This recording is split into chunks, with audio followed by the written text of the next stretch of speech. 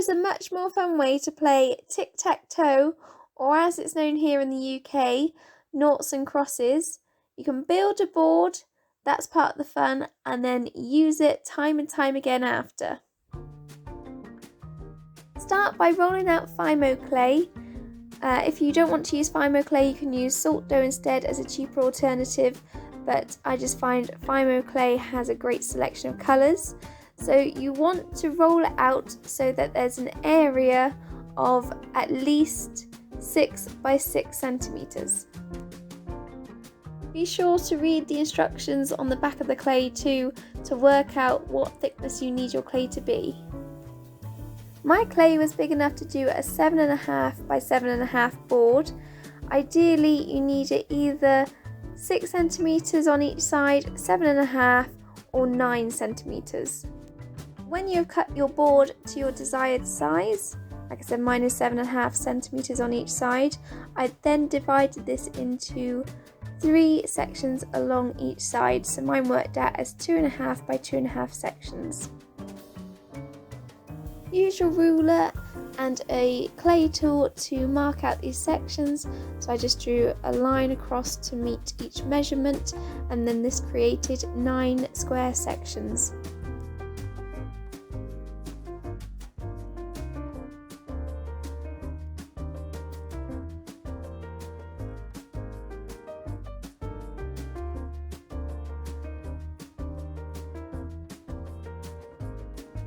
Then I went over the lines that I'd already made using a slightly thicker tool so that this made these squares more prominent.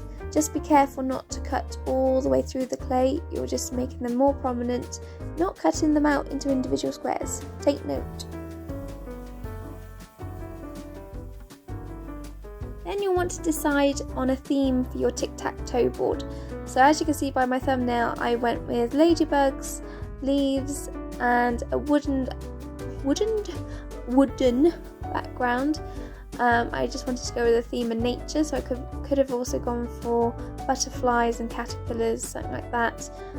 But you could also do like a road as your backdrop or water. It's entirely up to you. Some suggestions of what you could do is if you did a road for your background, you could do some little car pieces in 2 different colours. So you could do blue cars and red cars, or if you did water as your backdrop, so you could create waves as your 3D effect on your squares rather than wood texture. You could add fish and sharks or shells and mermaids, something like that.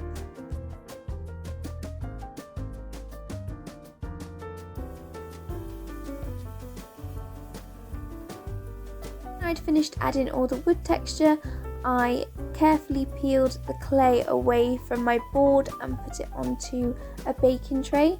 A tip for Fimo clay is you can lay it on wax paper and that makes it easier to peel away. Next you can move on to your board pieces. So as I just mentioned, I did ladybirds and leaves as my theme to go with the wooden background, which is supposed to be a texture of a tree. And you can do whatever pieces you want, so as I gave ideas earlier about a water theme and about cars, and there's a whole load of different things that you could do. Depending on your theme will depend upon what pieces you decide to make. You want to make them about the size of your thumbnail, and just check that they fit within the squares that you've made. So mine are only 2.5 by 2.5 centimetres, so I need to make sure that my pieces fit within that size. I made some very basic leaf shapes out of the green Fimo clay. I just got a ball of clay, flattened it a bit, and then shaped it into a teardrop kind of shape. And then using the clay tool, I cut into the leaf and created some veins. You need to create 5 playing pieces of each design, so altogether you'll have 10 playing pieces. Here you can see my process for the ladybird designs. So I just got a ball of red clay and rolled that out into a circular shape, added a smaller ball of black clay for the head, and then rolled them together, if that makes sense, using the clay tool so they attach together. And then added a little indentation down the red circle to show where the wings would be. And of course, ladybirds have spots, so we added some black spots. I only added 4 just because of the size of my playing pieces. I didn't want it to get too fiddly. And finally added some white Fimo clay bits to create eyes, just very, very tiny bits of this. It looks like paint.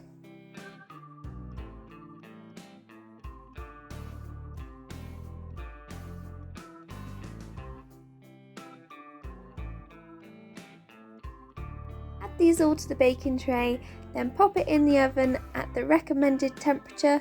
So mine said 120 to 130 degrees Celsius for 20 minutes.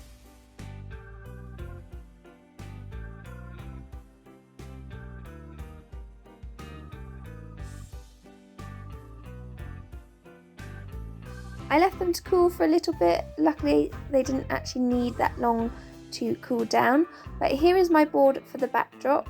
I chose to use white Fimo clay because when you paint it, you can pick up the texture a bit more rather than having brown Fimo clay, which would be quite flat. So if you wanted to, you could just use brown Fimo clay or whatever colour you're doing for your background rather than painting it. But I just like it because it gives you that 3D element a bit more. As I'm painting, you can see it's picking up the grain detail in the wood the wood texture that I created, which is exactly what I hoped to happen. So I'm really happy with how this turned out. But I just added 2 different tones of brown and just blended them together as I painted the board. So when the board is dry, or if you didn't paint your board then you need to wait for it to dry, you can go ahead and play Tic Tac Toe. If you enjoyed this video, give it a thumbs up and subscribe to my channel for other art related content and some creative ideas of things to make.